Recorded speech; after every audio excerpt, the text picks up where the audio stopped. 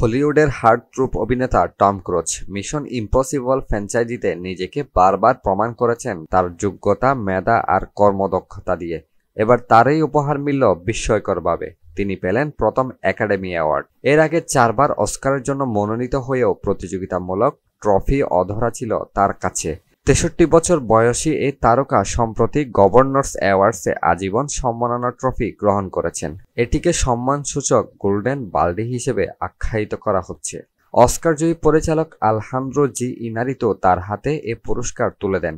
Tom ক্রুজের হাতে trophy তুলে দেওয়ার সময় ইনারিতো বলেন, এটি হয়তো তার প্রথম অস্কার, কিন্তু আমি যা দেখেছি ও অনুভব করেছি এটি শেষ হবে না। রোববার রাতে academy of motion pictures arts and সায়েন্সের 16তম গভর্নর পুরস্কার অনুষ্ঠানে তার কাজের স্বীকৃতিস্বরূপ সম্মানসূচক অস্কার গ্রহণ করার সময় প্রবীণ অভিনেতা, প্রযোজক এবং পরিপূর্ণ চলচ্চিত্র তারকা টম ক্রুজ বলেন, চলচ্চিত্র নির্মাণ করা আমার কাজ নয়, আমিই আমার ব্যক্তিত্ব।